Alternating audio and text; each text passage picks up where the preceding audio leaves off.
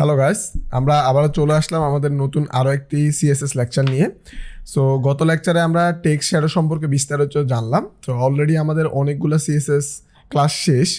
So আমরা class সম্পূর্ণ শেষ করার পরে সিএসএস মডিউলগুলো দেন আমরা হচ্ছে সিএসএস এর প্রজেক্ট দেখব, কীভাবে আমরা প্রজেক্টের সাথে সিএসএসগুলো ইমপ্লিমেন্ট করতে পারি। সো আজকে আমরা দেখব আমাদের প্রজেক্টে কীভাবে আমরা ফন্ট ফ্যামিলি ইউজ করতে পারি। আমরা ফন্ট ফ্যামিলি ইউজ করার জন্য যে সিএসএস প্রপার্টি, এই প্রপার্টি সম্পর্কে জানবো। সো এর আগে আমাদের ক্লাসের আউটপুট ছিল আমাদের এই পর্যন্ত। সো আমরা টেক্সট শ্যাডো লাস্ট ক্লাসে অ্যাড করছিলাম।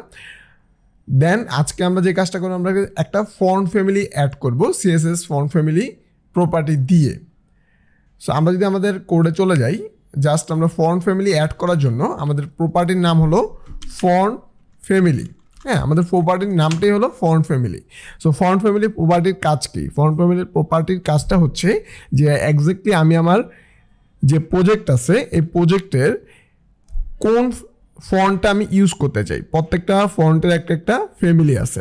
ওকে, সো আমরা কোন ফন্টটা আমাদের প্রজেক্টে ইউজ করতে চাই, এই ফন্ট ফ্যামিলিটা সেটা ডিপেন্ড করবে। মানে আমরা এই ফন্ট ফ্যামিলি প্রপার্টিটার মধ্যে যদি আমরা যেই ফ্যামিলির ভ্যালুটা দিব, মানে যেই ফ্যামিলির নামটা দিব ভ্যালু হিসাবে, ওই ফন্ট ফ্যামিলিটাই আমার যে নির্দিষ্ট ট্যাগে, এটা আমরা এমন না যে আমরা একটা ফন্ট ফ্যামিলি ইউজ করলাম আর দিয়ে দিলাম, তাহলে আমরা ফুল প্রজেক্টে এটা অ্যাপ্লাই হয়ে গেল।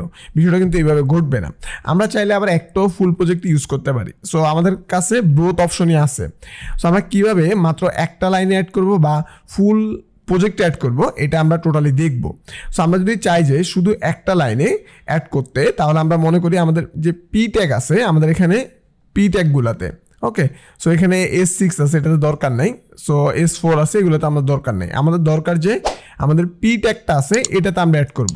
সো জাস্ট যদি এটাতে অ্যাড করি, আমরা এটাতে ফন্ট ফ্যামিলিটা লিখবো। লিখার পরে আমরা যদি এখানে আমাদের ফন্ট ফ্যামিলির নামটা দিই, আমরা আজকে ইউজ করবো প্রোপিন্স ফন্ট ফ্যামিলি। সো প্রোপিন্স আমরা যদি এখানে দিয়ে দিই, এই ফন্ট ফ্যামিলিটার নামটা আমরা এখানে দিয়ে দিলে, আমরা যখন আমাদের আউটপুটে গিয়ে একটা রিলোড দিই, আমরা আমাদের যে পি ট্যাগগুলো আছে এগুলোতে লক্ষ্য রাখবো, একটা চেঞ্জ আসবে। তো আমরা যদি রিলোড দিই, আমরা দেখবো যে আমাদের ফন্টগুলো চেঞ্জ হয়ে গেছে। আমরা আরেকবার দেখে আসি, আমাদের এই ফন্টটা আমরা কি করব, কমেন্ট আউট করি।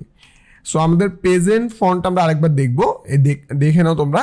দেন যদি রিলোড দেই, দেখবে এই জায়গাতে একটা চেঞ্জ হয়ে গেছে, ফন্টটা কিন্তু চেঞ্জ। আমরা একটু জুম করি, যে ফন্টটা কিন্তু এখন চেঞ্জ অবস্থায় আছে। ওকে, সো এখন যদি আমরা আবার চলে যাই আমাদের এই জায়গাতে, এবং আমরা ফন্ট ফ্যামিলিটা কমেন্ট আউট করে দিই, আউট করে আমরা কি করি, এখানে আসি, আরেকটা রিলোড দেই, দেখবো আমাদের ফন্ট ফ্যামিলিটা চেঞ্জ হয়ে গেছে। এবং আমরা যদি ইন্সপেক্ট করি, ইন্সপেক্ট করার পর আমরা যদি দেখি আমাদের যে এই পি ট্যাগ আছে এর ফন্ট ফ্যামিলি কি আছে, প্রোপিন্স আছে। কিন্তু আমরা এটা বাদ দিয়ে দিই, ফন্ট ফ্যামিলি আমাদের যে ফন্টটা আছে এটা চেঞ্জ হবে। আবার এটা যদি অ্যাপ্লাই করে দেই, আমাদের ফন্টটা এটা পেয়ে যাবে। সো এটা ছিল আমরা একটা নির্দিষ্ট ট্যাগে বা একটা নির্দিষ্ট ডিবে আমরা কীভাবে ইউজ করব, বা একটা নির্দিষ্ট ক্লাসে কীভাবে ইউজ করব। সেম প্রসিডিউর, এই সেম সিস্টেমটা আমরা এখানে ক্লাস হলে ক্লাস নেমটা আমাদেরকে দিতে হবে, আইডি হলে আইডি নেমটা দিয়ে ফন্ট ফ্যামিলিটা ইউজ করতে হবে, এবং যদি অন্য কোনো ট্যাগে অন্য ট্যাগ দিতে হবে। সো আশা করি এটা তোমরা বুঝছো। এখন আমরা যদি চাই আমরা ফুল যে আমাদের ওয়েবসাইটটা আছে একবারই সবগুলা ফন্ট ফ্যামিলি চেঞ্জ হয়ে যাবে একবারই, মানে আমাদের একটা ফন্ট ফ্যামিলি একটা জায়গাতে রাখবো, আমরা আর কোথাও ইউজ করবো না, এই ফন্ট ফ্যামিলিটি সবাই পাবে। বারবার আমরা ফন্ট ফ্যামিলি প্রপার্টিটা ইউজ করব না। সো এই কাজটা করতে চাইলে আমরা যে কাজটা করতে পারি, আমরা জানি যে আমাদের যদি সবাইকে অ্যাপ্লাই করতে চাই, আমাদের একটা কি আছে, স্টার আছে। হ্যাঁ, স্টার সিলেক্টরটা ইউজ করব। স্টার সিলেক্টরটা ইউজ করে আমরা ফন্ট ফ্যামিলিটা দিব। সো আমরা যদি ফন্ট ফ্যামিলিটা দিই, এবং এই জায়গাতে এসে আমরা যদি আমাদের প্রোপিন যে ফন্ট ফ্যামিলিটা আছে এটা এখান থেকে আমরা নিয়ে আসি, জাস্ট এই লাইনটা আমরা এখান থেকে নিয়ে আসি ফুল, এই ফন্ট ফ্যামিলিটা এখানে এনে আমরা যদি এই জায়গাতে দিয়ে দিই, এই জায়গাতে দিয়ে দিই, দেন এখন যদি আমরা আমাদের প্রজেক্টে যাই, আরেকটা রিলোড দিই, আমরা দেখব সকল ফন্টগুলো চেঞ্জ হয়ে গেছে। সো এখন আমরা আমাদের প্রজেক্টে যত ট্যাগ ইউজ করব বা যত সিলেক্টর আলাদা আলাদা ইউজ করবো না কেন, সবাই এই ফন্ট ফ্যামিলিটা পাবে। ওকে, সো আমরা চাইলে এখন নির্দিষ্ট সিলেক্টরে আমরা নির্দিষ্ট ফন্ট সাইজ বলে দিতে পারি। আমরা চাচ্ছি একটা ফন্ট ফ্যামিলি সবাই পাবে, বারবার সবাইকে আমরা একই ফন্ট ফ্যামিলি না দিতে। সো যদি আমরা এরকম কিছু চাই যে আমরা আমরা সবাইকে একসাথে মানে আমাদের ফুল প্রজেক্টে একটা ফর্ম ফ্যামিলি ইউজ করতে, তাহলে আমরা ইউজ করব স্টার সিলেক্টর। এই সিলেক্টরের মধ্যে ফর্ম ফ্যামিলি দিলে ফুল প্রজেক্টে পাবে। আর যদি আমরা ইন্ডিভিজুয়ালি আমরা ফর্ম ফ্যামিলি ইউজ করতে চাই, তাহলে আমরা কি করব, আমাদের আলাদা আলাদা সিলেক্টরে আলাদা আলাদা ফর্ম ফ্যামিলি ইউজ করতে পারবো, আলাদা আলাদা ফর্ম ফ্যামিলির নামও ইউজ করতে পারবো। সো ভ্যালুটাও আলাদা হবে এবং এই প্রপার্টিটাও আমরা চাইলে আলাদা আলাদা সিলেক্টরে ইউজ করতে পারি মাল্টিপল টাইমস। ওকে, সো আশা করি এই ফর্ম ফ্যামিলি বিষয়টা তোমরা বুঝছো।